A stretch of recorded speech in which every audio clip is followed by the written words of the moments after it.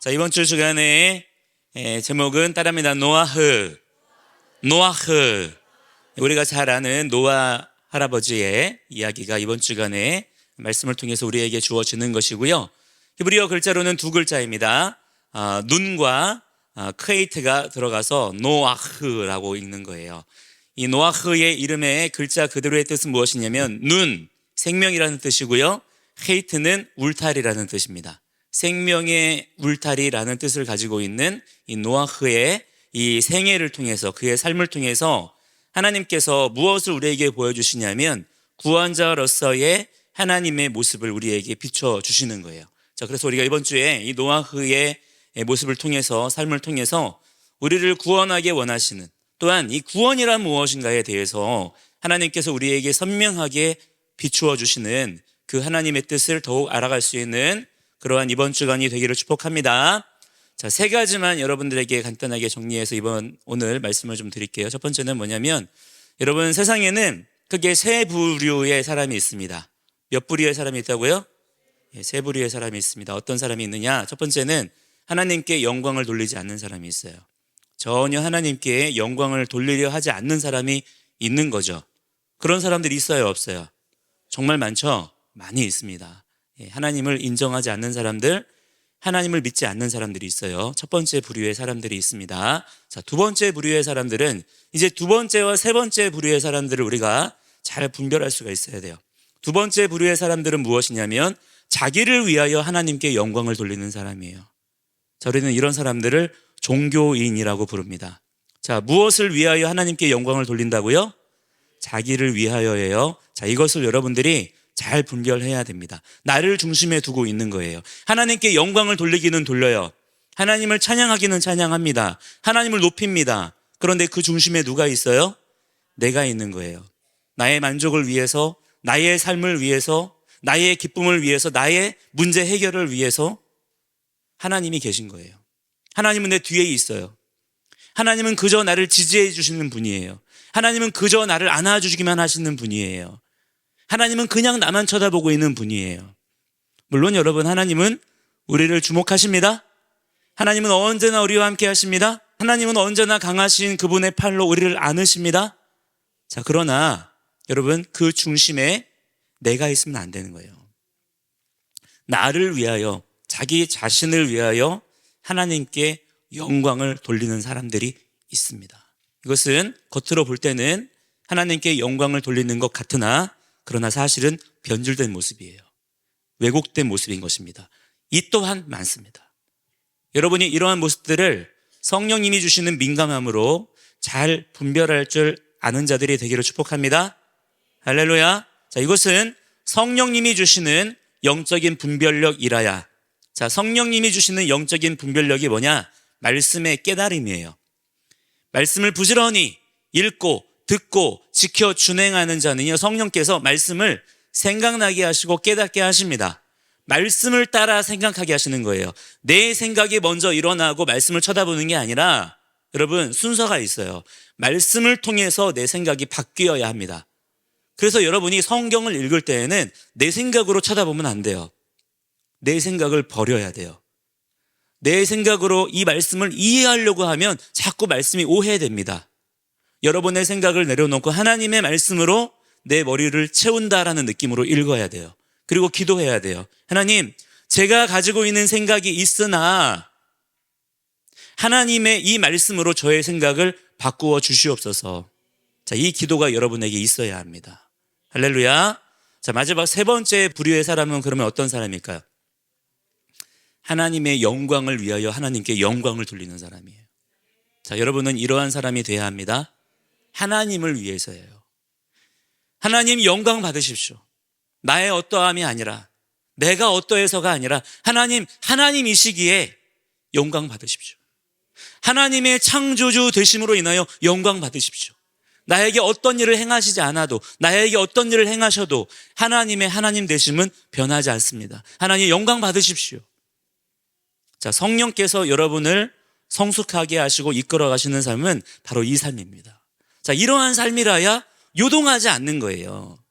근데 아까 얘기했던 뭐 첫 번째 부류의 사람이야 뭐 하나님과 전혀 상관없는 삶을 사는 거죠. 근데 두 번째 부류의 사람이 문제가 되는 거예요. 하나님을 섬긴다고 하면서도 그 중심에 내가 있어요. 하나님께서 내게 무언가를 해주셔야 하지만 내가 하나님께 영광을 돌리겠다고 생각하는 거야. 그러면 그 사람은 요동하는 삶을 살 수밖에 없는 겁니다. 하나님의 말씀을 자꾸 곡해하고 자꾸 변질시키는 일들을 하게 되는 거예요. 자, 여러분은 하나님께서 이 시대에 찾으시는 순전하고 온전한 그러한 믿음의 사람들로 살아갈 수 있게 되기를 축복합니다. 자, 오늘 이번 주간에 우리가 보는 이 노아흐가 바로 그러한 사람이었다라고 하는 거예요. 그래서 우리가 노아흐를 주목해서 보아야 된다. 우리가 어제의 말씀에서 보았던 말씀 중에 노아흐에 대한 설명이 나옵니다. 창세기 6장 9절 말씀에 노아흐가 어떤 사람이었느냐? 여러분 어제 다 읽었죠? 자, 노아흐는 어떤 사람이라고 말씀합니까? 자, 두 번째예요. 노아흐는 의로운 사람이고 그의 세대에서 완전한 사람이었다. 자, 그 다음에 또 중요한 표현이 나옵니다. 그 하나님과 함께 노아흐는 걸어가는 사람이었다. 하나님과 함께 걷는 자였다. 자, 노아는 온전한 사람, 완전한 사람, 담밈이라고 합니다. 담밈, 완전한 자였다는 거예요. 흠이 없는 사람이었다는 거예요. 흐트러짐이 없는 사람이었다는 거예요. 기준에 맞추어주는 사람이었다는 거예요. 그게 완전한 거예요. 자, 하나님께서 우리 각 사람을 완전하게 지으셨어요. 자, 그 완전함은 어떤 모습일까요? 하나님은 우리를 하나님처럼 지으셨나요? 아닙니다. 우리는 하나님께서 사람으로 지으셨어요. 단, 사람은 무엇이냐? 하나님의 형상이에요. 하나님을 비추는 존재로 지으신 거예요. 그러니까 우리가 해야 될 일이 뭐예요? 하나님을 잘 비추면 되는 거예요. 자, 잘 비추려면 어떻게 하면 되죠? 여러분, 유리창이 어떻게 하면 밖에 잘 보일 수 있어요? 어떻게 하면 되죠? 깨끗하면 돼요. 자, 거울이 어떻게 하면 나를 잘 비출 수 있나요? 거울에 막 얼룩덜룩 묻어 있으면 막 스티커만 붙여놓고 이쁘게 해놓으면 잘 보일까? 아닌 거죠. 거울을 깨끗하게 잘 닦아 놓으면 거울이 거울로서 역할을 잘 하겠죠? 마찬가지예요.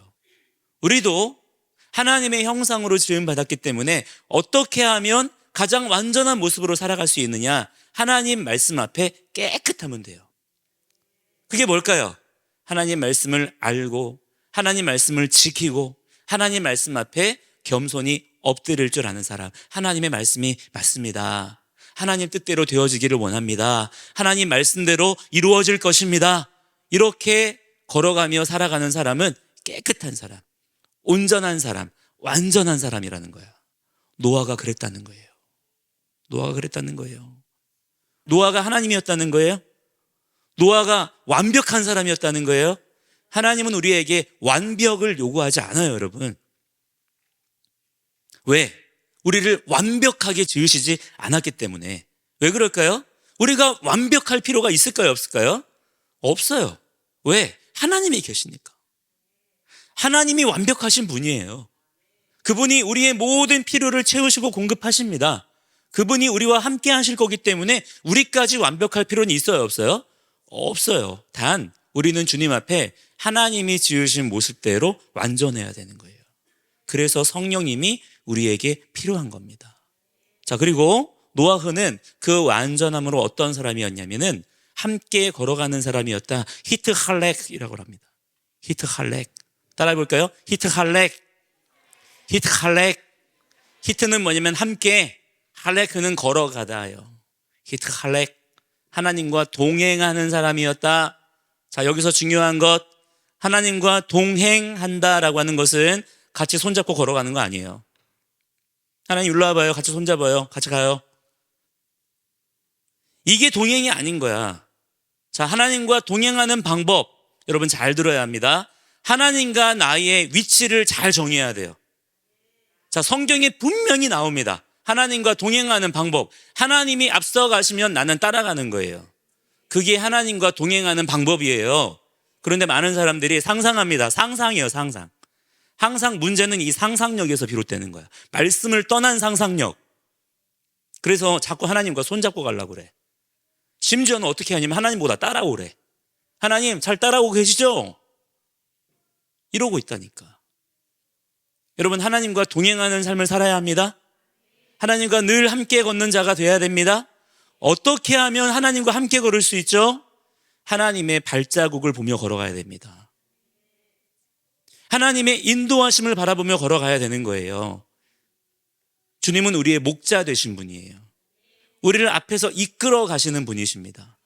여러분이 그 하나님의 음성을 들으며 발자취를 따라 걸어갈 수 있는, 그런 하나님과 동행할 수 있는 노아와 같은 하나님께 인정받는, 너는 정말 의로운 사람이구나, 너는 정말 내가 지은 그 모습 그대로 완전하게 살아가고 있구나 라고 인정하시는 그러한 하나님의 거룩한 자녀들이 되어야 될 줄을 믿습니다. 자, 이때 중요한 것은 뭐라고요? 하나님이 내 앞에 계시는 거예요. 항상 그 하나님을 확인해야 돼요. 하나님을 확인하면서 따라가는 자가 돼야 됩니다. 자, 그렇기 때문에 이 따라간다라고 하는 것은 반드시 믿음으로만 할 수 있는 행위인 거예요. 여러분이 믿음을 가지고 오늘도 하나님을 잘 따라갈 수 있는, 하나님과 나란히 옆에 손잡고 걸어간다거나 하나님 보고 따라오라고 하는 게 아니라 늘 여러분이 겸손하게 주님을 따라가는 그런 주님의 거룩한 인생들이 되기를 축복합니다. 자, 마지막 오늘 함께 여러분과 나눌 세 번째는 뭐냐면, 하나님께서 지금 이 말씀들 속에서 세상을 지금 홍수로 심판하시죠. 자, 심판하시는 이유가 뭘까요? 그 이유가 창세기 6장 2절에 나옵니다. 근본적인 이유가 있어요. 물론 죄가 관영한 것이지만 왜 죄가 이 세상에 관영하게 되었나요? 그 이유가 있어요. 하나님의 아들들 때문이에요. 하나님의 아들들이 타락한 거예요. 그게 이유였어요. 그 전에도 죄인들이 있었나요? 없었나요? 있었어요. 카인의 후예들, 하나님의 언약 자손을 떠난 사람들이 무리를 이루며 살고 있었어요. 그러나 하나님의 아들들이 또한 있었어요. 이 땅 가운데 하나님의 말씀을 풀어내며 하나님의 말씀으로 살아가는 사람들이 있었던 거예요. 하나님이 그들을 통해서 역사할 수 있었던 거예요. 그런데 창세기 6장 2절에 보니까 어떤 표현이 나오냐면, 하나님의 아들들이 사람의 딸들의 아름다움을 보았다 그랬습니다. 자, 하나님의 아들들이에요. 아담의 계보를 따르는, 언약자손 셋의 계보를 따르는 하나님을 예배하고 언약 안에서 헤벨과 같은 하나님께 예배를 드리던 사람들이 있었는데, 그들이 무엇을 보기 시작했다는 거예요? 사람의 딸들의 아름다움을 보았다는 거예요. 항상 여러분, 죄는 이 아름다움에서 시작을 하는 겁니다. 여러분, 죄는요, 마귀가 우리를 유혹하죠? 유혹해야 하네요. 마귀가 우리를 유혹합니다. 야, 죄 지어봐. 야, 죄 짓자. 유혹합니다. 그러나 마귀는 우리를 강제로 죄 짓게 할 수 없어요. 마귀는 여러분을 절대로 강제로 죄 짓게 할 수 없어요. 나는 죄 짓기 싫은데 마귀가 너무 강해서 어쩔 수 없이 죄 짓게 되는 경우가 있을까 없을까? 절대 없습니다. 그건 그럴 수가 없는 거예요. 자, 죄라고 하는 건 뭐냐면 내가 아름답게 여기는 거예요. 그래서 내가 그것을 좋게 여기면서 내가 선택하는 거예요. 내가 그것을 하는 거예요. 그래서 그 죄가 내 책임이 되는 거예요. 그 죄의 결과를 내가 가져가는 거예요. 죄는 누가 좋아서 짓는 거예요? 결국에는 내가 좋아서 짓는 거예요. 왜 그래요? 하나님 말씀을 떠났기 때문이에요. 하나님을 더 이상 따라가지 않기 때문이에요. 하나님의 기준이 사라졌기 때문이에요. 그래서 하나님의 아들들이 사람의 딸들의 아름다움을 보고 그들과 결혼하기 시작합니다. 하나님의 가정이 무너지는 거예요. 자, 하나님의 가정이 무너지니까 이 세상이 하나님의 뜻대로 다스려질 수가 있겠어요, 없겠어요? 가정이 무너지는데, 하나님의 가정이 무너지니까 그 가정에서 태어난 자녀들이 하나님의 말씀대로 양육을 받을 수 있겠어요, 없겠어요? 하나님께 붙어 있겠어요, 떠나겠어요? 그러면 그 사람들이 나중에라도 하나님의 말씀을 따라 순종하며 걸어가는 삶을 살 수 있었을까? 그렇지 않더라는 거예요. 노아와 그의 가족들 외에는 아무도 하나님을 경외하지 않는 지경까지 이르렀다는 거야. 자, 우리는 아름다움을 보고 결혼했던 한 사람의 이야기를 우리가 지난주에 보았습니다. 누구였죠? 레멕이었습니다. 레멕은 자기의 아름다움과 자기의 영화로움을 취하기 위해서 두 아내를 취했다 그랬어요. 그죠? 그 아내의 이름이 뭐였어요? 아다와 찔라였어요.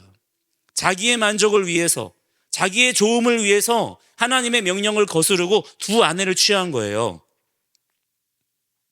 자, 이 말씀은 무엇이냐면 하나님의 구별된 하나님의 자녀들이 레멕처럼 되었다, 이 얘기예요.